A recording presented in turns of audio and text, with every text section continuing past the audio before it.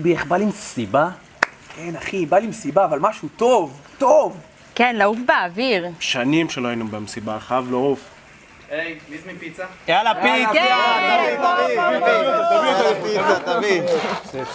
שים פה, שים. מזל הגיע פיצה. 6 זיתים. יאללה, זיתים.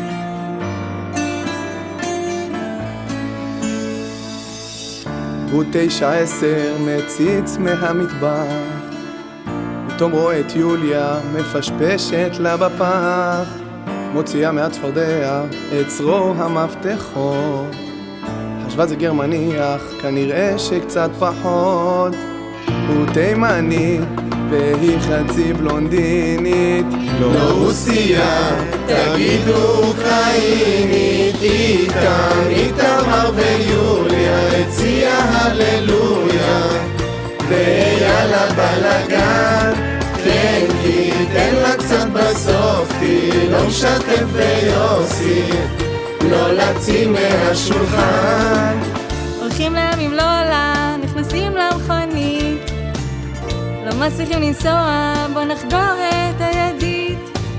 עכשיו חוזרים הביתה, רעבים אך מרוצים, היא מקשיבה לתחינה, לא שומעת פצפוצים.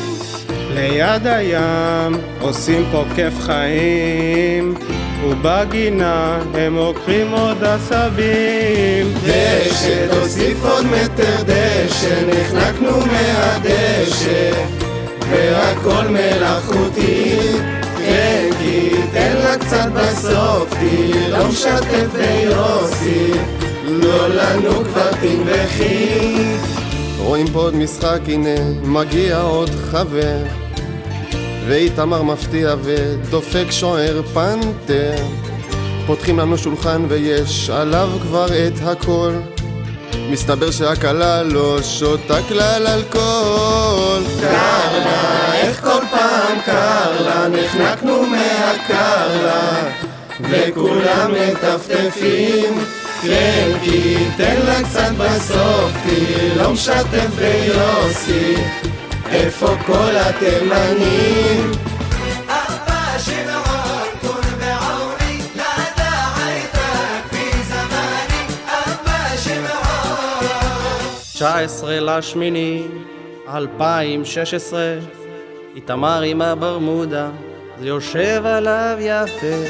בעוד 3 דקות נסיים כאן את השיר. נו מה? נגמר לי האוויר. איתמר ויוליה הציע הללויה, וכולנו שיכורים. כן כי תן לה קצת בסוף, לא משתף ביוסי, אוהבים החברים.